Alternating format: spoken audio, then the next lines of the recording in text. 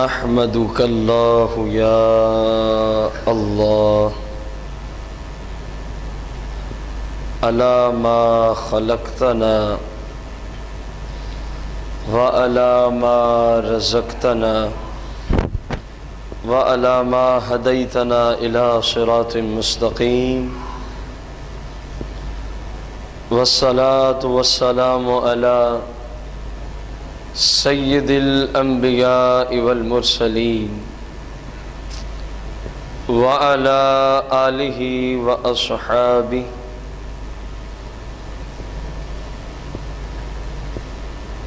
وازواجہ وعلماء اہل سنت اجمعین اما بعد فاعوذ باللہ من الشیطان الرجیم بسم اللہ الرحمن الرحیم قال اللہ تبارک وتعالی فی القرآن المجید والفرقان الحمید فی شان حبیبہ علیہ الصلاۃ والتسلیم ان اللہ وملائکتہ یصلون علی النبی یا ایہا الذین آمنوا صلوا علیہ وسلموا تسلیما الصلاۃ والسلام علیک یا سیدی یا رسول اللہ الصلاۃ والسلام علیک یا سیدی یا حبیب اللہ الصلاۃ والسلام علیک یا سیدی یا عالم ما کان وما یکون الصلاۃ والسلام علیک یا سیدی یا شفیع المذنبین الصلاۃ والسلام علیک یا سیدی یا جد الحسن والحسین مولا یا صلی وسلم دائما ابدا علی حبیبک خیر الخلق کلہم۔ احباب ذی وقار، حمد و صلاۃ کے بعد آج کے جمعۃ المبارک کے خطبہ کا جو موضوع ہے بیٹی کی پیدائش اور مسلم کے کردار، اس کی چوتھی قسط ہے۔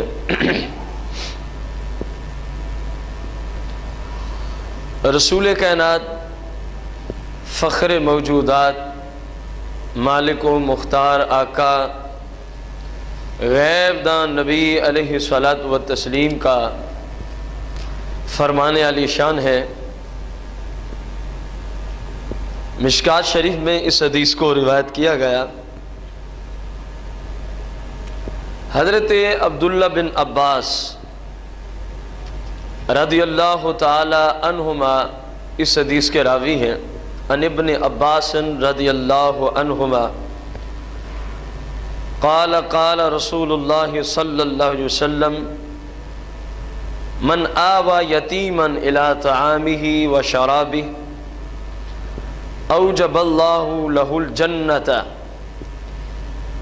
الا ان یعمل ذنبا لا یغفر ومن آل ثلاث بنات او مثلہن من الاخوات فأدبہن ورحمہن حتی یغنیہن اللہ اوجب اللہ لہ الجنہ فقال رجل یا رسول اللہ او اثنتین قال او اثنتین حتی لو قالوا او واحدہ لقال واحدہ ومن اذهب اللہ بکریمتین واجبت لہ الجنہ قیل یا رسول اللہ وما کریمتاہ قال ایناہ او کما قال علیہ الصلاۃ والتسلیم۔ حضرت عبداللہ بن عباس رضی اللہ تعالی عنہ فرماتے ہیں، رسول کائنات، فخر موجودات، مالک و مختار آقا، غیب دان نبی علیہ الصلاۃ والتسلیم نے ارشاد فرمایا، من آوى یتیما الی طعامہ و شرابہ، جس شخص نے کسی یتیم شخص کو، کسی یتیم کو حضور علیہ الصلوۃ والتسلیم نے ارشاد فرمایا اپنے کھانے سے کھلایا یا کسی پینے کی چیز میں سے کسی یتیم کو پلایا۔ آسان لفظوں میں کوئی کھانے کی چیز کسی مسلمان نے کسی یتیم کو دی یا کوئی پینے کی چیز کسی یتیم کو کسی مسلمان نے دی تو رسول کریم صلی اللہ علیہ وسلم فرماتے ہیں اس کا ثواب اتنا زیادہ ہے کہ اوجب اللہ لہ الجنہ، اللہ اس مسلمان کے لیے جنت کو واجب فرما دیتا ہے۔ کس مسلمان کی بات کی ہے؟ جس نے کوئی کھانے کی چیز کسی یتیم کو دی ہو یا کوئی پینے کی چیز کسی یتیم کو پلا دی ہو، کسی یتیم کو پلا دی ہو تو حضور علیہ السلام فرماتے ہیں اللہ اس یتیم کو جس مسلمان نے کھانا کھلایا یا کوئی پینے کی چیز پلا دی، اللہ اس کو کیا عطا فرما دیتا ہے؟ ہاں ایک شرط ضرور ہے اس فضیلت کے لیے کہ جس شخص نے اس یتیم پر یہ صدقہ کیا، ظاہر ہے کھلایا یا پلایا صدقہ ہو گیا، تو جن پیسوں سے یہ چیز خریدی گئی وہ پیسے حلال کے ہونے چاہیے۔ وہ پیسے کس طرح کے ہوں؟ کیونکہ حرام کی کمائی کا صدقہ کر کے اس پر پھر ثواب کی امید کرنا، فقہائے اسلام نے اس کو کفر لکھا ہے۔ چاہے جائے کہ بندے کو ثواب ملے یا کوئی جنت کی خوشخبری دی جائے، حرام کا مال اللہ کے راستے میں صدقہ کر کے ثواب کی امید یا ثواب کی نیت سے صدقہ کرنے کی اسلام میں اجازت ہی نہیں ہے۔ کیونکہ بندہ سوچے نا کہ حرام کا مال میں اللہ کی بارگاہ میں پیش کر رہا ہوں، تو اس لیے فرمایا جو حرام دے کر پھر امید رکھے کہ اللہ مجھے کیا دے گا؟ ثواب دے گا، تو یہ سری کفر کیا اس مسلمان نے۔ فقہائے اسلام نے شامی میں، عالمگیری میں، البحر الرائق میں باقاعدہ طور پہ اس بات پہ کلام کیا۔ ایک تو حلال کے رزق سے کھلائے، دوسرا ریاکاری نہ ہو، دوسرا یتیم کے کھلانے پلانے میں اللہ کی رضا کے لیے کھلائے پلائے تو اوجب اللہ لہ الجنہ، فرمایا جس نے کسی یتیم کو کھلایا یا پلایا اللہ اس کھلانے پلانے والے کے لیے جنت کا فیصلہ فرما دیتا ہے۔ الا ان یعمل ذنبا لا یغفر، فرمایا ہاں یتیم کو کھلانے اور پلانے والے نے بعد میں کوئی ایسا جرم کیا، کوئی ایسا گناہ کیا کہ جس گناہ کی اسلام میں مغفرت کی کوئی گنجائش نہیں ہے، جس جرم کو اللہ معاف فرماتا وہ کیا تو اب پہلے جو کچھ بھی کیا سب کا سب فنا ہو گیا۔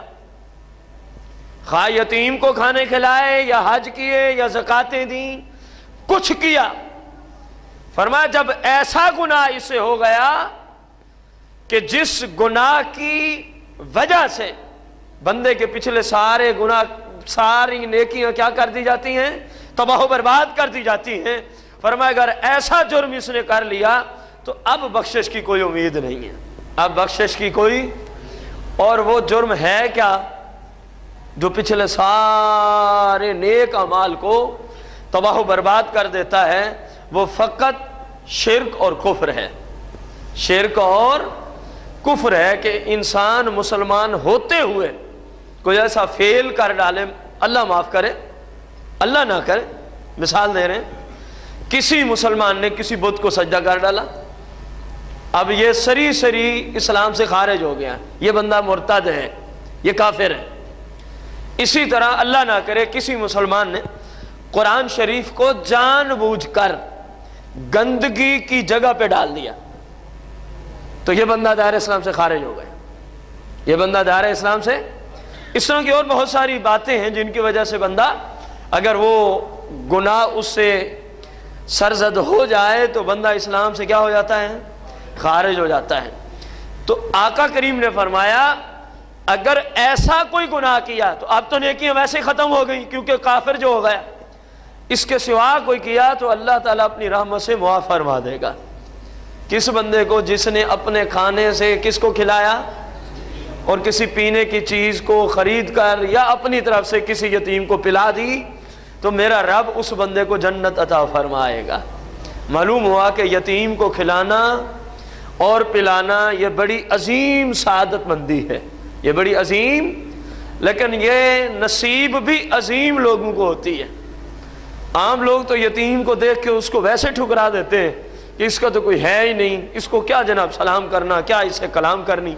حالانکہ اسلام نے اسی یتیم بچہ ہے یا بچی ہے اس کے حقوق کے اعتبار سے اتنا اہم اس کے حق کو قرار دیا کہ کوئی اس کو کھلائے پلائے رب اس کو جنت عطا فرما دے گا۔ پھر فرمایا ومن آل ثلاث بنات، اور جس بندے کو اللہ نے 3 بیٹیاں دی ہوں، او مثلہن من الاخوات، یا اللہ نے کسی بھائی کے ذمے 3 بہنوں کی پرورش لگا دی ہو، کسی بھائی کے ذمے 3 بہنوں کی پرورش لگا دی ہو، تو فرمایا فأدبہن، اس باپ نے یا اس بھائی نے، فأدبہن، باپ ہیں تو اپنی بیٹیوں کو، بھائی ہیں تو اپنی بہنوں کو، فأدبہن، اللہ کے محبوب نے فرمایا اس نے اسلامی اور شریعت والے آداب اس کو سکھا دیے۔ فأدبہن، ان کو کیا سکھائی؟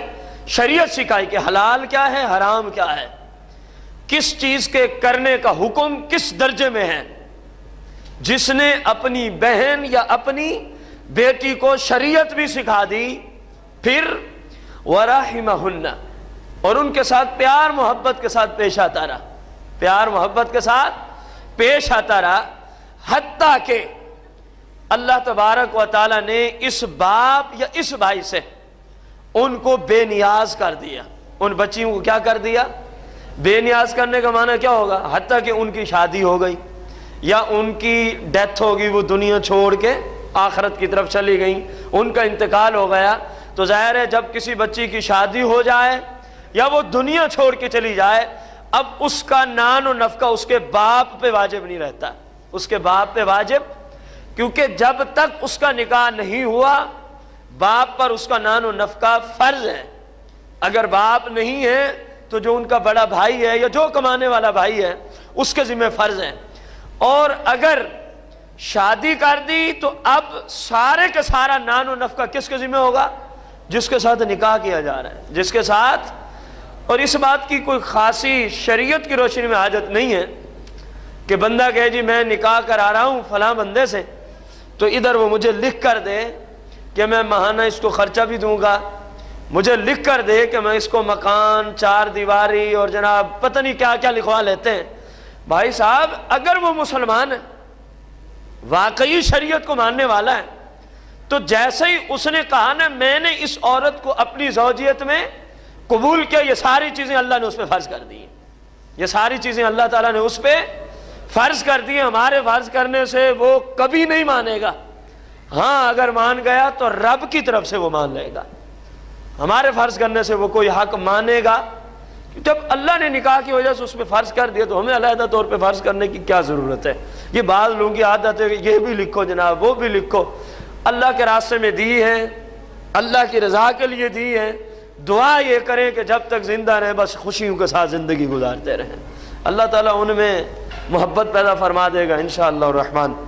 خیر فرمایا جب اس نے اتنی دیر تک پرورش کرتا رہا حتیٰ کہ اس کا کیا ہو گیا، اب وہ باپ سے بے پرواہ ہو گئی، تو رسول کریم صلی اللہ علیہ وسلم فرمایا اوجب اللہ لہ الجنہ، اللہ پاک ایسے باپ کے لیے جنت کا فیصلہ فرما دیتا ہے۔ ایسے باپ کے لیے کس چیز کا فیصلہ؟ جنت کا۔ اوجب اللہ اس کے لیے جنت کو واجب کر دیتا ہے۔ اب اللہ پہ کوئی چیز واجب نہیں ہے، یہ یاد رکھیں۔ جو اس طرح کے حدیث میں جملے آتے ہیں ان کا مطلب کیا ہوتا ہے؟ جس طرح واجب، مثلا عید کی نماز ہمارے لیے واجب کے درجے میں، فرض عملی، اس کا مسلمانوں کے لیے پڑھنا ضروری ہے، اس کے بغیر گزارا۔ تو یہاں جو حدیث میں واجب کے جملے ہیں نا، اللہ نے اس کے لیے جنت واجب کر دی، مطلب کیا ہے کہ اللہ اس کو جنت ضرور عطا فرمائے گا۔ باقی اللہ پہ واجب نہیں ہے کہ ہم کوئی عمل کریں اور اللہ پہ معاذ اللہ واجب ہو جائے اس کا اجر دینا، یہ مسلمانوں کا عقیدہ نہیں ہے، کیونکہ وہ ہمارا محتاج تھوڑی ہے معاذ اللہ کہ اس پہ لازم ہو گیا اب ہمیں اجر دے۔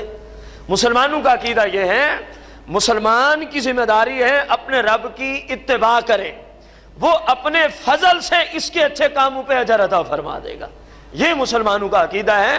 ہماری نیکی کرنے سے اس پر لازم نہیں آتا کہ ہمیں اجر دے، اس پر لازم نہیں آتا کہ ہمیں، ہاں وہ اپنے فضل سے نیکی کرنے والوں کو اجر ضرور عطا فرما دیتا ہے۔ تو یہاں واجب کا معنی کیا ہوگا کہ اللہ اس کو اپنی رحمت سے ضرور جنت میں داخلہ عطا فرمائے گا۔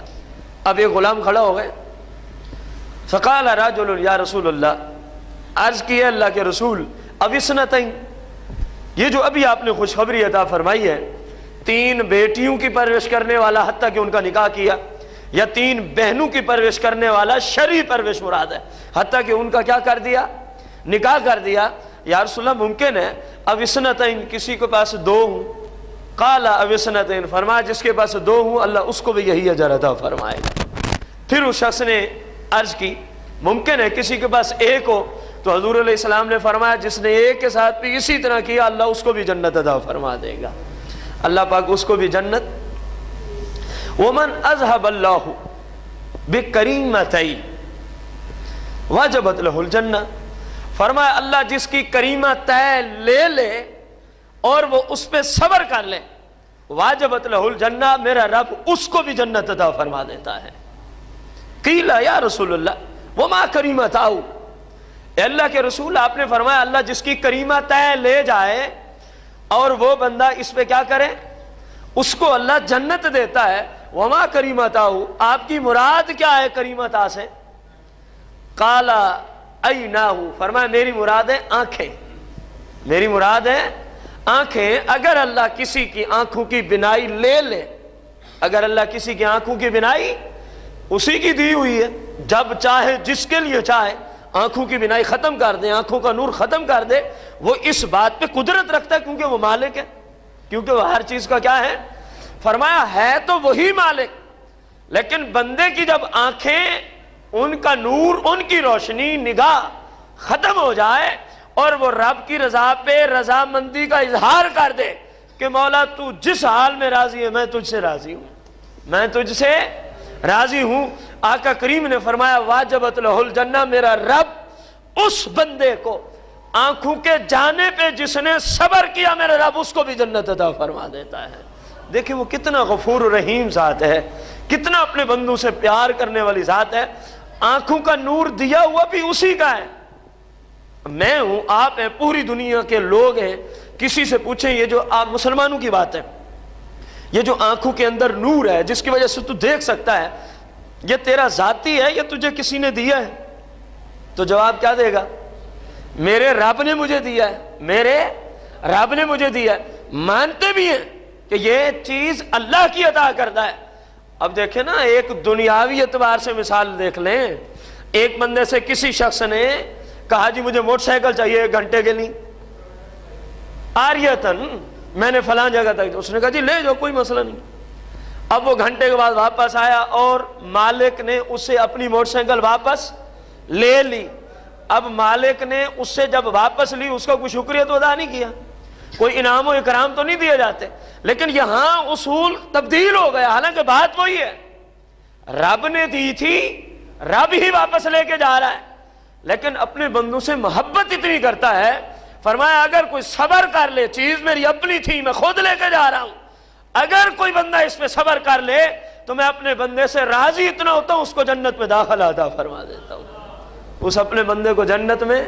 اور یہ ہر مصیبت پہ صبر کرنے کے لیے اجر ہے، یاد رکھیں مصیبت پہ صبر کرنا یہ بہت عظیم نیکی ہے، ہمیشہ یاد رکھیں کسی بھی طرح کی کوئی مصیبت ہو۔ رسول کائنات، فخر موجودات، مالک و مختار آقا، غیب دان نبی علیہ السلام سے حضرت عوف بن مالک رضی اللہ تعالیٰ عنہ اس حدیث کو روایت کرتے ہیں۔ یہ حدیث اس بہن کے لیے ہے، اس عورت کے لیے ہے جس عورت کا کسی شخص سے نکاح ہو گیا حتیٰ کہ اولاد ہو گئی، حتیٰ کہ کیا ہو گئی؟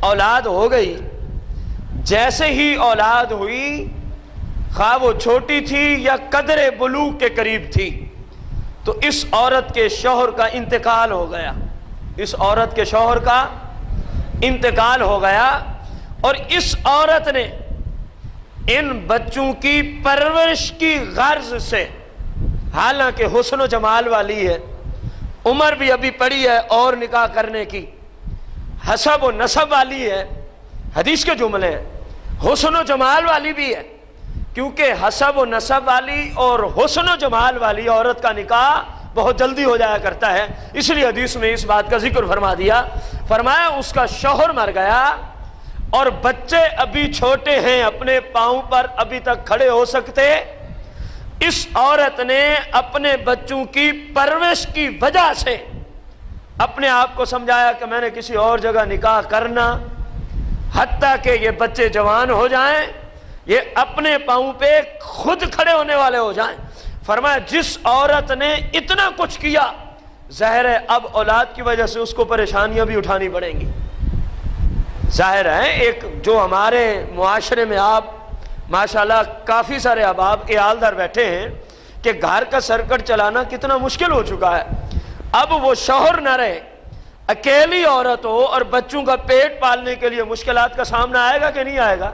حالانکہ اس کا تو نکاح بھی ہو سکتا تھا، لیکن حضور علیہ السلام نے فرمایا وہ نکاح کرتی صرف اس وجہ سے کہ دوسرے شخص سے نکاح کیا تو میری اولاد کی وہ پرورش نہیں ہو سکے گی جو کہ نکاح کے نہ کرنے میں خود کر سکتی ہوں۔ میرے آقا کریم نے فرمایا اللہ پاک اس عورت سے اتنا خوش ہوتا ہے، اتنا راضی ہوتا ہے، صحابہ قیامت کے دن جب یہ عورت آئے گی، حضور علیہ السلام نے یوں انگلیوں کو ملا کے فرمایا یہ عورت اور میں اس طرح اکٹھے رب کی جنت کو جائیں گے، کیونکہ اس نے ان بچوں کی پرورش کی خاطر اپنی خواہشات کو دبا کے رکھ دیا تھا، اپنے آپ پر مشکلات کو اٹھا لیا، پریشانیوں کو اٹھا لیا، لیکن صرف اپنی اولاد کی پرورش کی غرض سے، اپنی اولاد کی پرورش کی وجہ سے، فرمایا میرا رب اس کو یہ مقام عطا فرمائے گا اولاد کی پرورش کی وجہ سے کہ قیامت کے دن وہ میرے ساتھ صحابہ جنت کو چلی جائے گی۔ اب یہی حکم ہے اس بھائی کے لیے جو اپنی اولاد کی پرورش کرتا ہے اس نیت سے کہ اللہ پاک نے ان کے حقوق میرے اوپر فرض کر رکھے ہیں، اللہ پاک نے ان کے حقوق میرے اوپر جب تک فرض ہیں اس وقت کی بات ہے، نابالغ اولاد کے حقوق بندے پر فرض ہیں، خصوصاً مردوں میں جب اولاد ہو، جب بالغ ہو جائیں، کمانے کے قابل ہو جائیں، اب نہ کمائیں تو شریعت یہ نہیں کہتی کہ اب بھی باپ پہ ان کا نان و نفقہ فرض ہے، بلکہ ان کو چاہیے خود کمائیں، جب تک وہ کمانے کے قابل نہ تھے اللہ پاک نے والد کے ذمہ لگا دیا تو کما، خود بھی کھا، ان کو بھی کھلا۔ اب یہ جوان ہو گئے اور والد بوڑھا ہو گیا، والد کیا ہو گیا؟ اب معاملہ برعکس ہو گیا، والد کمانے کی قدرت و طاقت نہیں رکھتا جبکہ بچے کمانے کے قابل ہو گئے، شریعت بھی الٹ ہو گئی، فرمایا جب تو جوان ہو جائے، تیرے والدین بوڑھے ہو جائے، اب تیرے اوپر میں نے تیرے والدین کا نان و نفقہ فرض کر دیا ہے، اب تو کما اور والدین کو کھلا۔ ہمارے ہاں اصل معاملہ یہ ہے کہ لوگوں کو شریعت کا پتہ ہی نہیں ہے، لوگوں کو شریعت کے معاملات اور اصول اور کس کا کیا حق ہے، کس عمر تک ہے، کس سٹیج تک ہے، ان چیزوں کا لوگوں کو سرے سے علم ہی۔ وجہ کیا ہے کہ ہم دین سیکھنے سے کوسوں میل دور چلے گئے، دین سیکھنا تو ہمیں الا ماشاءاللہ چند لوگ ہیں جن کو اللہ نے توفیق دی ہے وہ دین سیکھتے ہیں، اکثریت دین سے دور ہوتی جا رہی۔ اگر ہم نے دین سیکھا ہوتا تو آج یہ جو مختلف والدین رونا روتے ہوئے نظر آتے ہیں کہ ہمیں بچے ہمارے ہو کے مارتے ہیں، جناب ہمارے بچوں نے ہمیں گھر سے نکال دی ہے۔ غلطی کیا کی تھی کہ ہم نے ان کے نام اپنی زندگی میں ایجاد کر دی تھی۔ بہت سارے لوگوں کے سوال میرے پاس آئے اسی مسئلے پر۔ اب کیا یہ انسانیت ہے؟ جب تم بچے تھے، ہم بچے تھے، ہمارے والدین نے خواہ سردی ہے، گرمی ہے، مشکلات کا سامنا ہے، سفر میں، حضر میں کما کے مزدوریاں کر کے ہمارا پیٹ پالا تھا کہ نہیں پالا تھا؟ اب ہم جوان ہو گئے اور وہ بڑھاپے کی طرف چلے گئے، کمزوری کی طرف، ہمیں مل گئی بیوی، اب سارا کچھ بیوی کی طرف، والدین کا پتہ ہی کوئی نہیں۔ اسلام اس طرح بیوی کے حقوق ادا کرنے کی اجازت دیتا کہ والدین ذلیل ہوتے رہے اور یہ بیوی کے پیچھے، وہ حدیث کا یہی مطلب ہے کہ جو اپنے والدین کی بات پر، اپنے والدین کی ذات پر، اپنے والدین کی شان پر اپنی بیوی کو ہر اعتبار سے ترجیح دیتا ہے، رب کے سارے فرشتے اس شوہر پہ لعنت بھیجتے ہیں۔ یہ مصطفیٰ کریم آقا کا فرمان ہے باقاعدہ طور پر۔ والدین کو کسی بھی عمر کے حصے میں ذلیل و رسوا کرنے کی اسلام میں گنجائش۔ رسول کائنات، فخر موجودات، رؤوف الرحیم آقا علیہ السلام نے اب دیکھتے جائیں کہ حضور علیہ السلام نے کہاں کہاں تک حقوق کو واضح کر کے مسلمانوں کو سمجھا دیا ہے۔ اب ہمارے معاشرے میں اللہ نہ کرے جب کسی شخص کی بیٹی کو، اگر باپ زندہ ہے، باپ نہیں ہے تو کسی شخص کی بہن کو اللہ نہ کرے جب طلاق دے دی جاتی ہے تو اس کا گھر میں کیا مقام اور رتبہ ہوتا ہے۔ جب وہ اپنے بھائی کے پاس آئی، اگر باپ نہیں ہے، یا والد ہے تو اپنے باپ کے پاس آئی، اس کو طلاق دے دی اس کے شوہر نے، اب باپ ہے یا بھائی ہے اس کو اپنے لیے بوجھ سمجھتے ہیں، اس متعلقہ عورت کو اپنے لیے کیا سمجھتے ہیں؟ بوجھ سمجھتے ہیں۔ قربان جاؤں رؤوف الرحیم آقا پہ، میرے آقا کریم نے اس عورت کو بوجھ نہیں سمجھا، میرے آقا کریم نے اس عورت کو منحوس نہیں سمجھا۔ آقا کریم نے جس کو طلاق دے دی گئی، اس عورت اور اس بہن کو مصطفیٰ کریم علیہ السلام نے حقارت کی نگاہ سے نہیں، بلکہ اس کے بھائی، اس کے باپ کو ایک نصاب عطا کر کے اس عورت کی معاشرے میں عزت کو بلند فرما دیا ہے۔ سنیں حدیث ایسی عورت کے بارے میں، حضرت سراقہ بن مالک رضی اللہ عنہ اس حدیث کے راوی ہیں، ان النبی صلی اللہ علیہ وسلم الا ادلک علی افضل صدقہ، حضور علیہ السلام نے سراقہ بن مالک کو فرمایا، اے سراقہ مجھے یہ بتا، میں تجھے سب سے افضل ترین صدقے کی طرف تیری رہنمائی نہ کر دوں؟ کیا فرمایا سراقہ بن مالک کو؟ الا ادلک، کیا اے سراقہ بن مالک میں تجھے نہ بتا دوں؟ کیا چیز؟ الا افضل صدقہ، فرمایا میری شریعت میں جو سب سے اچھا صدقہ ہے، اے سراقہ تجھے میں اس کے بارے میں بتا نہ دوں؟ تو انہوں نے عرض کی کیوں نہیں یا رسول اللہ، ضرور عطا فرما دیجئے۔ اب غور کرنا، فرمایا ابنتک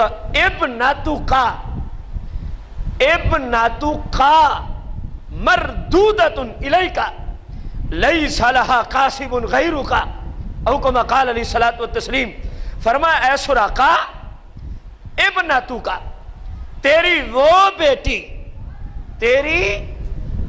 بیٹی مردودۃ الیک، جس کو اس کے شوہر نے طلاق دے کر تیری طرف بھیج دیا، جس تیری بیٹی کو تیری بیٹی کے شوہر نے طلاق دے کر تیری طرف بھیج دیا، لیس لہا قاسب غیرک، اے سراقہ اب اس عورت کا تیرے سوا دنیا میں کوئی ایسا مرد نہ رہا جو کہ اس کو کما کے اس کے نان و نفقہ کو پورا کرے، کیونکہ شوہر تھا اس نے کیا دے دی؟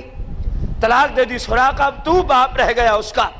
مصطفیٰ کریم آقا علیہ السلام نے فرمایا، اے سراقہ جو کچھ تو اس پر خرچ کرے گا، میری شریعت میں اس سے زیادہ فضیلت والا اور کوئی صدقہ ہو ہی نہیں سکتا۔ دیکھیں میرے آقا کریم نے کتنی اس عورت کی شان، اس کی ویلیو، اس کا مقام، اس کا معاشرے میں رتبہ بڑھا دیا کہ جس کو آج ہمارے معاشرے میں اپنے لیے نحوست اور ایک عذاب سمجھا جاتا ہے، اپنے لیے اس اپنی بہن یا بیٹی کو جس کو اس کے شوہر نے کیا دے دی۔ بتائیے میں غلط تو نہیں کہہ رہا، معاشرے میں یہی نظام ہے کہ نہیں ہے؟ اللہ ماشاءاللہ ہر معاملے میں مستثنا ہوتے لوگ، اکثریت کی حالت یہی ہے۔ اس بیٹی کی وہ عزت معاشرے میں، اس بیٹی کی وہ عزت اپنے گھر میں نہیں رہتی جو شادی کرنے سے پہلے اس کی عزت اس کے گھر میں تھی۔ آخر وجہ کیا ہے؟ اس عورت کا قصور کیا ہے؟ ظلم کیا تو اس کے شوہر نے کیا ہے، اس عورت کا کیا قصور ہے؟ ظلم کوئی کرے سزا کسی کو دی جائے، اسلام ایسی باتوں کو برداشت کرتا۔ اس لیے مصطفیٰ کریم آقا نے فرمایا، خطاب تو کیا سراقہ بن مالک کو اور نصاب عطا فرما دیا قیامت تک ساری امت کو۔ فرمایا جس کی بیٹی یا جس کی بہن کو اگر کوئی شخص اس کا جو شوہر ہے وہ طلاق دے دے تو اس آنے والی بہن یا بیٹی کو اپنے لیے نحوست نہ جانے، اپنے لیے بوجھ محسوس نہ کرے، اپنے لیے عذاب محسوس نہ کرے۔ یا رسول اللہ کیوں؟ فرمایا ہر شخص کی خواہش ہے، تفہیم حدیث، ہر شخص کی خواہش ہے میں سب سے اچھا صدقہ کروں۔ فرمایا اس سے بڑھ کے تیرے لیے اور کیا رب کی نعمت ہو، اس سے بڑھ کے تیرے لیے رب کی طرف سے کیا رحمت ہو کہ بیٹی تیری ہے، بہن تیری ہے، کھانا تو نے اس کو کھلانا ہے۔ رب کی شریعت میں تیری طرف نیکیوں کی طرف جب نسبت کرے، فرمایا اس سے بڑا صدقہ اور کوئی نہیں ہو سکتا جس کو تو کرے اور رب تجھے اجر دے۔ یہ سب سے اہم صدقہ یہی ہے کہ تو اپنی متعلقہ بیٹی یا بہن کو کھانا کھلاتا جا، میرا رب سب سے عظیم صدقے کا تجھے ثواب عطا فرماتا جائے گا۔ اب دیکھیں آقا کریم جن لوگوں کا کوئی پرسان حال نہیں، یقین جانیں آپ ذخیرہ حدیث کے اندر غوطہ زن ہوں، آپ کو وہاں ان لوگوں کا مقام نظر آئے گا، ان لوگوں کا رتبہ نظر آئے گا جن لوگوں کو معاشرے میں کوئی حیثیت نہیں دی جاتی۔ میرے آقا کریم نے انہی لوگوں کو پروٹوکول عطا فرمایا ہے۔ وجہ کیا ہے؟ کیونکہ مصطفیٰ کریم آقا ان لوگوں کے والی ہیں بالخصوص جن کا کوئی نہیں ہوتا۔ مصطفیٰ فرماتے ہیں میں جو تیرا ہوں، تجھے کیا ضرورت ہے کسی اور کی طرف آنکھیں اٹھانے کی، کسی اور کی طرف امید لگا کے بیٹھنے کی؟ مجھ سے بڑا کوئی مختار نہیں ہے، رب کے بعد سارے جہانوں کا میں مالک و مختار ہوں، اور جس کا کوئی نہیں ہوتا میں آمنہ کا لال اس کا بن جاتا ہوں، میں آمنہ کا لال اس کا بن جاتا ہوں۔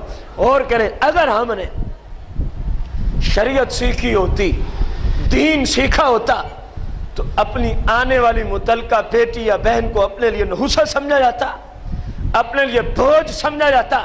یہ ہے مسلم کا کردار بیٹی کے معاملے میں، اور ادھر ہے مصطفیٰ کریم کا دیا ہوا نصاب۔ حضور فرمائے کہ اس سے اچھا صدقہ کائنات میں تیرے حق میں کوئی نہیں، اسی کے حق میں جس کی بیٹی یا بہن کو طلاق ہوئی اور وہ اس پہ کیا کر رہا ہے؟ اخراجات ظاہر ہے، اب اس کا کھانا اس کے ذمے، پینا اس کے ذمے، اس کی رہائش، ان تینوں کاموں کے لیے پیسے درکار ہیں۔ کھانا پینا بغیر پیسوں کو ہو سکتا؟ تو فرمایا تو جو لقمہ اس کے پیٹ میں ڈالے گا، جو لقمہ تیری وجہ سے وہ کھا بیٹھے گی، کائنات میں جو مرضی تو جس جگہ مرضی صدقہ تو خیرات کرتا پھر، لیکن اس سے زیادہ ثواب اللہ تجھے کسی صدقے کا نہیں عطا فرمائے گا۔ کیونکہ حضور کے جملے کیا ہیں؟ افضل صدقہ، فرمایا تمام صدقوں سے تیرے حق میں یہ سب سے عظیم صدقہ ہے۔ اللہ کے محبوب دانہ غیوب منزہ عن العیوب علیہ الصلاۃ والتسلیم نے جہاں پر بیٹیوں کے اس اعتبار سے حقوق بیان کیے، وہیں پر جو شخص بغیر شرعی عذر کے، بغیر شرعی عذر کے کسی کی بہن یا بیٹی کو طلاق دیتا ہے، ان لوگوں کو بھی مصطفیٰ کریم علیہ السلام نے لگام ڈالی ہے، ان کو بھی سمجھایا کہ تم بے لگام نہیں ہو، جس کی عزت کو جب چاہو جس طرح چاہو طلاق دے کے اس کی عزت کو معاشرے میں خراب کر دو۔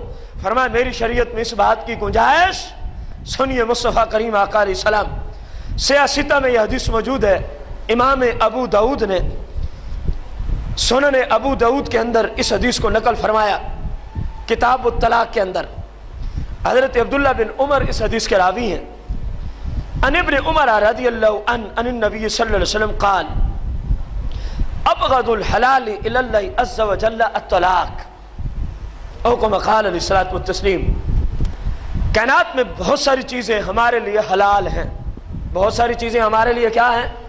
مثال کے طور پر مطلق پانی کا پینا ہم مسلمانوں کے لیے حلال ہے۔ مطلق پانی کا پینا، مطلق پانی کیا ہوتا ہے؟ جب اب کسی فرد کو کہنا معاشرے میں مجھے پانی دے دو، جو وہ لے آئے وہ مطلق ہوتا ہے۔ اب اس سے مقید پانی نکل گیا جس میں شراب ملا ہوا ہے، جس میں کوئی اور حرام چیز ملی وہ مقید ہو گیا۔ مطلق پانی کی نعمت ہمارے لیے کیا ہے؟ ہر وہ کھانے کی چیز جس کو اللہ رسول نے حلال کیا ہمارے لیے کیا ہے؟ اسی طرح طلاق بھی بعض صورتوں میں جائز اور حلال ہو جاتی ہے۔ شریعت تقاضا کرتی ہے اب اس عورت کو نکاح سے فارغ کر دیں، کیونکہ یہ کسی مسلمان کے نکاح میں رہنے کے قابل نہیں ہے۔ بسا اوقات ایسی غلطیاں عورتوں سے ہو جاتی ہیں جن کی وجہ سے اسلام کیونکہ غیرت مند ہے اور اپنے ماننے والوں کو غیور دیکھنا چاہتا ہے، اسلام بے غیرت شخص کو کبھی قبول نہیں کرتا۔ اللہ اور اس کے رسول کی بارگاہ میں دیوس لوگوں کا کوئی مقام نہیں ہے، وہاں مقام ہے تو ان لوگوں کا ہے جو غیرت والے لوگ ہوتے ہیں، لیکن غیرت وہ درکار ہے جو قرآن و سنت کی روشنی میں ہو، جو قرآن و سنت کی، جس نے آقا کریم تشریف فرماتے حضرت سعد بن ابی وقاص صحابہ کرام میں بڑے غیور تھے، ان کی غیرت کا لوگ چرچا کرتے، مثالیں دیتے۔ حضور علیہ السلام نے صحابہ کو فرمایا تمہارے نزدیک تو حضرت سعد بڑا غیور ہے، بڑا غیرت والا ہے، صحابہ غور کرو، وَأَنَا أَغْيَرُ مِنْ، فرمایا صحابہ میں حضرت سعد سے بھی بڑی غیرت والا ہوں۔ اپنی طرف حضور نے ارشاد فرمایا کہ تم سعد کی غیرت کی مثالیں دیتے ہو، فرمایا وَأَنَا أَغْيَرُ مِنْ، میں حضرت سعد سے بہت زیادہ غیرت رکھنے والا ہوں، میں غیرت مند ہوں۔ اور پھر فرمایا وَاللَّهُ أَغْيَرُ مِنِّي، صحابہ غور کرو، میں جتنی غیرت بھی رکھتا ہوں آخر وہ ساری غیرت مجھے رب نے عطا فرمائی ہے۔ فرمایا وَاللَّهُ أَغْيَرُ مِنِّي، صحابہ میرا رب مجھ سے بھی بڑی غیرت والا ہے، میرا رب مجھ سے بھی بڑی غیرت والا ہے۔ فرمایا اسی وجہ سے اللہ نے اپنے غیور ہونے کی وجہ سے، غیرت مند ہونے کی وجہ سے حرم الفواحش، اللہ نے تمہارے لیے بے حیائی، فحاشی اور یعنی اور حرام کاموں کو، نجائز کاموں کو اللہ نے تمہارے لیے حرام کر دیا ہے، کیونکہ اللہ کی غیرت برداشت نہیں کرتی۔ میرا بندہ ہو کے غلط کام کرے، فرمایا رب کی غیرت نہیں برداشت کرتی، اس وجہ سے رب نے تمہارے اوپر فحاشی کو حرام کر دیا ہے۔ رب نے تمہارے اوپر فحاشی کو کیا کر دیا ہے؟ اب وہ غور کرے، وہ مسلم، وہ میرا بھائی، وہ میری بہن جو شریعت کے خلاف کام کرتا ہے، اس حدیث کی روشنی میں ذرا غور تو کرے، اس نے کتنی جرأت کی ہے۔ کسی بھی شریعت کے خلاف کام کرنے والے کو اس حدیث سے درس عبرت لینا چاہیے۔ اللہ کے محبوب فرما رہے ہیں کہ وَاللَّهُ أَغْيَرُ مِنِّي، اللہ مجھ سے بڑی غیرت والا ہے۔ اللہ نے اپنے غیرت مند ہونے کی وجہ سے حرم الفواحش، گناہوں کو تمہارے لیے حرام قرار دے دیا ہے۔ اب جو اللہ کی غیرت برداشت نہیں کرتی، جس کام سے اللہ اور اس کے رسول نے اس کام سے مسلمانوں کو روک دیا، منع کر دیا، اب جو اس کام کو کرتا ہے گویا وہ رب کی غیرت کو للکارتا ہے نا، وہ کتنا بڑا جرأت مند ہو گیا ہے، وہ کتنی بہادری کرتا ہے، اور کرتا کس کے سامنے ہے؟ 24 گھنٹے جس کے محتاج ہے، جس کی مرضی کے بغیر یہ ایک سانس نہیں لے سکتا، اس رب کی بارگاہ میں جرأت کرتا ہے۔ کبھی سوچے تو صحیح کہ آخر میں نے اسی رب کی بارگاہ میں لوٹ کے جانا تو ہے، کل رب کو کیا جواب دوں گا؟ مولا تیری غیرت برداشت نہیں کرتی تھی، تیرا بندہ ہو کے نماز قضا کرے، اور میں ساری زندگی کی نمازیں قضا کر کے آیا ہوں، ذرا سوچئے رب کو کیا جواب دیا جائے گا اس وقت۔ اللہ کی غیرت نہیں برداشت کرتی کہ اللہ کو ایک ماننے والا ہو اور شراب پیے، یہ اللہ کی غیرت کے منافی ہے معاملہ۔ اور جو شراب پیتا ہے ذرا سوچے اس نے رب کی غیرت کو للکارا ہے۔ بتا تیرے اندر ہمت کتنی ہے، اتنی عظیم ذات کو للکار رہا ہے، اتنی عظیم ہستی کے سامنے جرأت مندی دکھا رہا ہے، تو ہے کس باغ کی مولی؟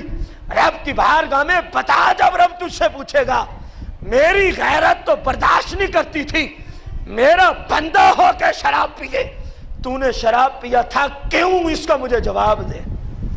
تو بندے کے پاس پھر کیا جواب ہوگا؟ سوائے شرمندگی کے، سوائے دوزخ میں جانے کے، اس کے سوا اس کے پاس کوئی بھی حل، ہاں آج حل موجود ہے، رب کی بارگاہ میں جھک جائیں، اللہ کی بارگاہ میں جو ہو گئے ان کی توبہ کر لیں، رب اپنی رحمت سے سارے گناہ معاف فرما دیتا ہے۔ مصطفیٰ کریم آقا نے فرمایا بہت ساری حلال چیزیں ہیں، انہی میں سے طلاق بھی حلال ہے، لیکن کب؟ جب شریعت تقاضا کرے اب اس عورت کو اپنے نکاح سے خارج کر دے، جب شریعت تقاضا کرے۔ اللہ نہ کرے کسی کی بیوی فاحشہ عورت ہے، بازاری عورت ہے، زانیہ ہے، اسلام ایسی عورت کو اپنے نکاح میں رکھنے کی اجازت دیتا، کیونکہ اسلام غیور ہے۔ اب جس نے اس عورت کو، اس کو پتہ بھی ہے اپنے نکاح میں رہنے دیا، چپ کر گیا اس فعل پر، تو اسلام اس کو دیوس کہتا ہے، اسلام اس کو بے غیرت کہتا ہے، اسلام میں وہ دلہ ہے، اور رب کی بارگاہ میں ایسے لوگوں کا کوئی مقام۔ حضور فرماتے ہیں جب ایسی حالت آ جائے اور کوئی طلاق دے تو تب بھی رب اس کو سمجھتا ناپسند ہے۔ غور کریں کس حالت میں جا کے طلاق دی، تب بھی فرمایا اگرچہ اللہ نے جائز قرار دی ہے، لیکن اللہ کو یہ چیز پسند، اجازت اگرچہ اسی کی ہے، ورنہ گناہگار نہیں ہوگا اس حالت میں طلاق دینے میں، لیکن رب کو طلاق کا فعل پسند۔ دوسری حدیث سے اس کی وضاحت ہو جائے گی۔ یہ جامع ترمذی میں سیاستہ میں امام ترمذی نے کتاب و طلاق کے اندر اس حدیث کا ذکر فرمایا ہے۔ ان ثوبان ان رسول اللہ صلی اللہ علیہ وسلم قال ایما امرأة سالت زوجها طلاقا من غیر باس فحرام علیہ رائحۃ الجنہ او کما قال علیہ الصلوۃ والتسلیم۔ جو لوگ بغیر کسی سبب، بغیر شریعت کے تقاضے کے اپنی بیویوں کو طلاق دیتے ہیں، کان کھول کے اس حدیث کو سن لیں۔ مصطفیٰ کریم نے فرمایا ایما امرأۃ، کوئی عورت ہے، سألت زوجہا، اس نے اپنے شوہر سے سوال کیا، کس چیز کا؟ طلاق کا، کہنے لگی مجھے طلاق دے دو۔ شوہر سے بیوی نے کہا مجھے کیا دے دو؟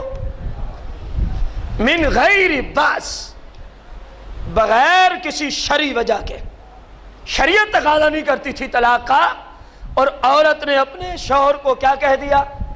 مجھے طلاق دو۔ حضور علیہ السلام نے فرمایا فحرام علیہا رائحۃ الجنہ، ایسی عورت پہ رب جنت کی خوشبو بھی حرام کر دیتا ہے۔ کیسی عورت پہ؟ بولے نظر اونچی، جرم کیا تھا اس عورت کا؟ بغیر شرعی عذر کے اپنے شوہر سے کیا مانگتی ہے؟ اب یہ صرف عورت کے لیے حدیث نہیں ہے، اگر مرد بھی یہی قدم اٹھائے گا، عورت شریعت کی روشنی میں عورت کو طلاق دینا ابھی تک جائز ہوا، اس نے کسی وجہ سے غصے میں آ کے بیوی کو کیا دے دی، تو حضور نے کیا فرمایا؟ ایسے شخص پہ رب جنت کی خوشبو بھی حرام کر دیتا ہے۔ کسی کی عزت کے ساتھ کھیلنا اسلام میں کوئی جائز تو نہیں ہے۔ لوگ سمجھتے ہیں شاید یہ میری بیوی ہے، میں جب چاہوں جس وقت چاہوں شاید میں اس کو طلاق دے سکتا ہوں۔ بھائی صاحب ہرگز نہیں، اسلام نے ہر چیز کا نصاب بیان کر دیا ہے۔ ہر معاملے میں، زندگی کے ہر شعبے میں اسلام نے ایک نصاب عطا کیا ہے۔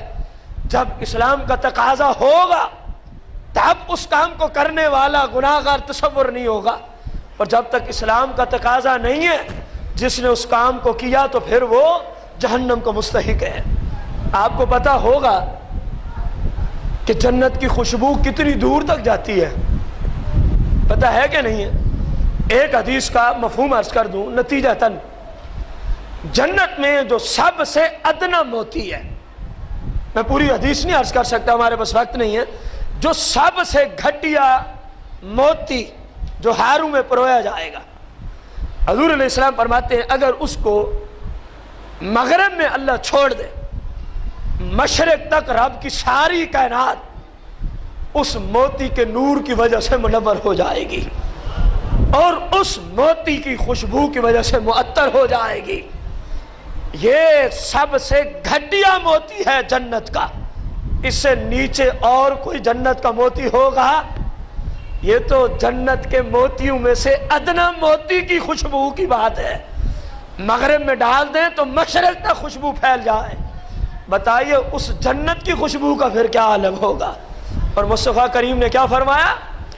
جس شخص نے اپنی بیوی کو یا جس عورت نے اپنے شوہر سے شریعت کا تقاضا ابھی تک طلاق والا بنتا، بغیر کسی شرعی وجہ کے طلاق کا تقاضا کیا یا طلاق شوہر نے دے دی، فرمایا ایسے شخص پہ رب اپنی جنت کی خوشبو بھی حرام فرما دیتا ہے۔ اب غور کریں کتنا بڑا ظلم عظیم ہے۔ اس سے وہ عورتیں بھی اس حدیث سے سبق لیں، نصیحت لیں شوہر کو پتہ ہی نہیں ہے وہ عدالت میں پہنچی ہوئی ہے، شوہر کو پتہ ہی نہیں ہے وہ تنسیخ نکاح کے لیے پہنچی ہوئی ہے۔ نہیں سمجھ آئی تو میں سمجھا دوں۔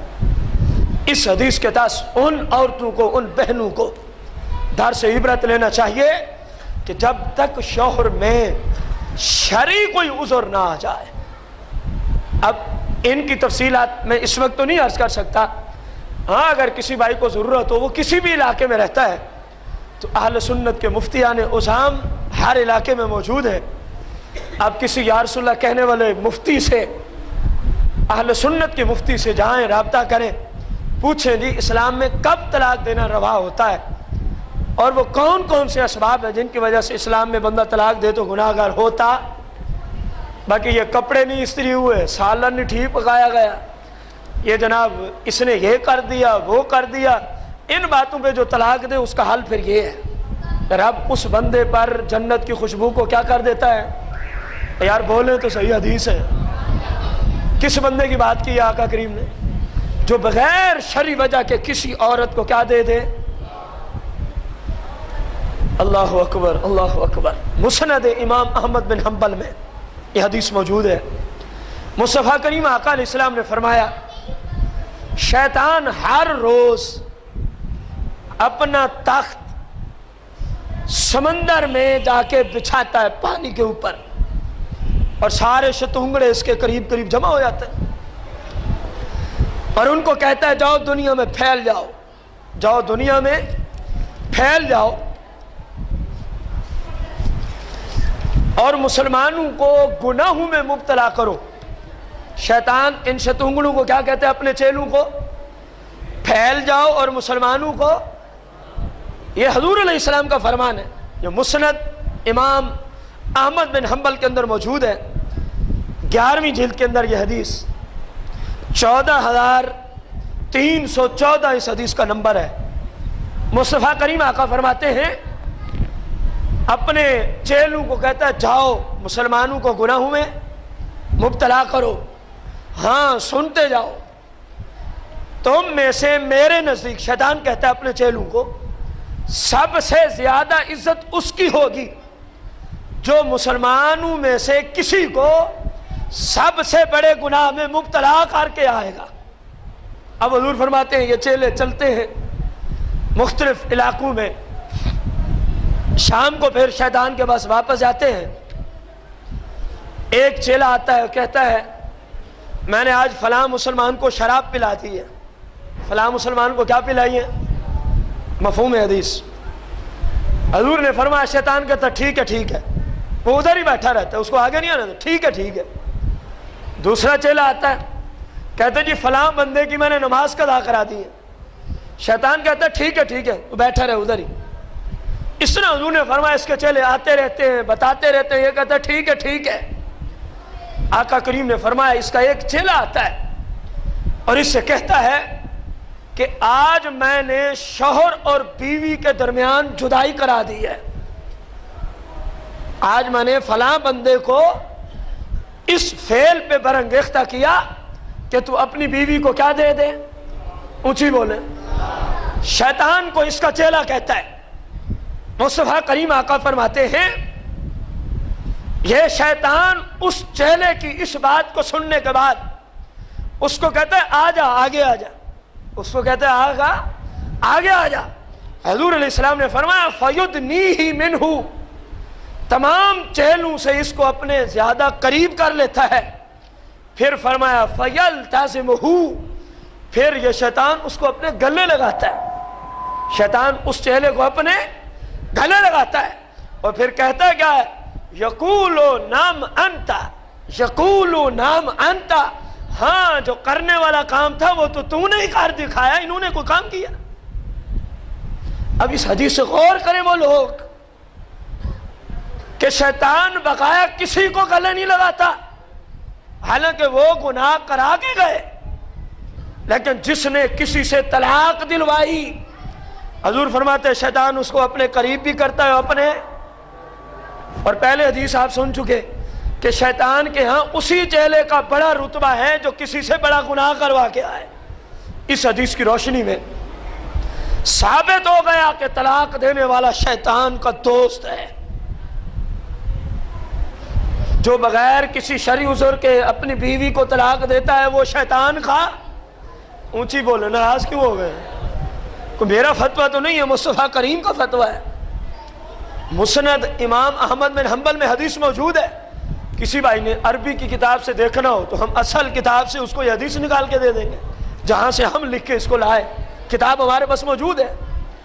حضور علیہ السلام کی صحیح حدیث، اگرچہ شرابی بھی شیطان کے دوست ہیں، ہر گناہ کرنے والا شخص اللہ کی نافرمانی کر کے شیطان کی پیروی کرتا ہے، لیکن غور کریں جس نے طلاق دی، اللہ کے محبوب فرماتے ہیں جس شیطان کی اس پہ ذمہ داری تھی، ابلیس نے اس کو اپنے گلے لگا اور خوش ہو گیا، یہ اچھا کام کر کے آیا۔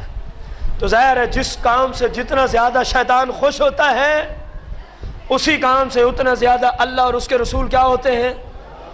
اللہ جل شان سے دعا ہے اللہ پاک مسلمانوں کو ہدایت عطا فرمائے، اللہ مسلمانوں کو دین کے اصول سیکھ کر شریعت پر عمل کی توفیق عظیم عطا فرمائے، آمین بجاہ النبی الکریم رؤوف رحیم علیہ الصلوۃ والتسلیم۔